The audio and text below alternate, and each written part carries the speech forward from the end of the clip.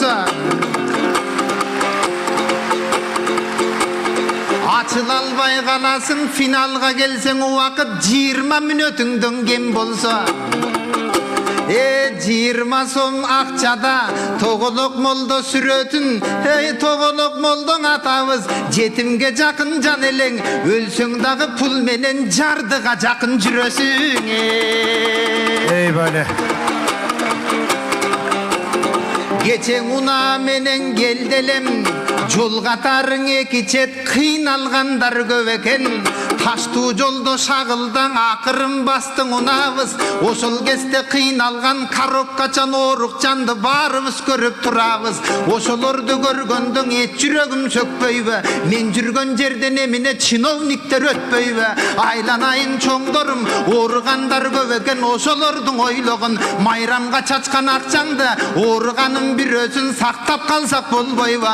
Жан дүйнөсүн ушентип жарык кылып бирөөнү жактап калсак болбойбу? 23 адамга ар кандай операцияларга каражат чогултуп беришкен.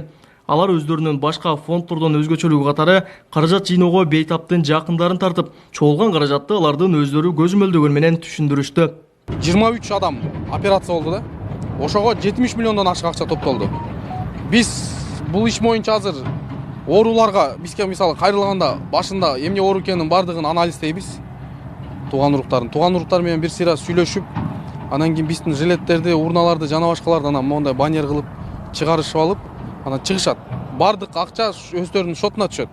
Анан бул жерден мо трассада чогулган акча урналар менен, ал пломбалар менен чыгышат. Өздөрүнүн жакын туугандары чыгышат.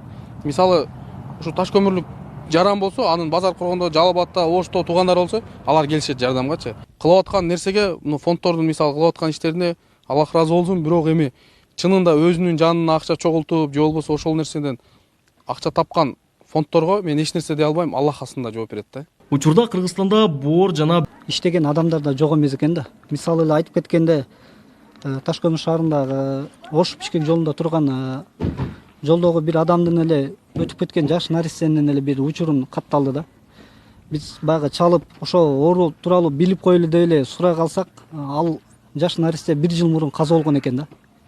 Эми ошонун дагы кээде адамдар билбей эле туруп жанагындай жашырынып, ошо турган адам бирок оорукчан, бирок ооругуна байланыштуу бирок ал бала чарчап калганын билбейт да. А бирок эмне ошого окшогон нерселерди үйрөнүшүп алып эле жолго турушуп алган нерселер көп болуп атат да. кайбири Мезгилде биз иш алып барбасак болмоюнча, башка бирөө иш алып барбаса ким алып барат болмоюнча. Анан негизги максатыбыз динде айтылат го, өзүңө каалаган жакшылыкты бирөөгө кааламайынча толук мусулман боло албайсың деп.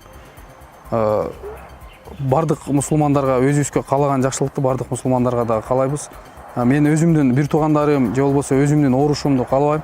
Ошол себептен улам элибиз, жерибизге кызмат кылуу ар бир мусулмандын милдети, ар бир мусулмандын, ар бир кыргыздын өзүнүн жерине, элине кызмат кылуу атылдык милдети деп эсептейм.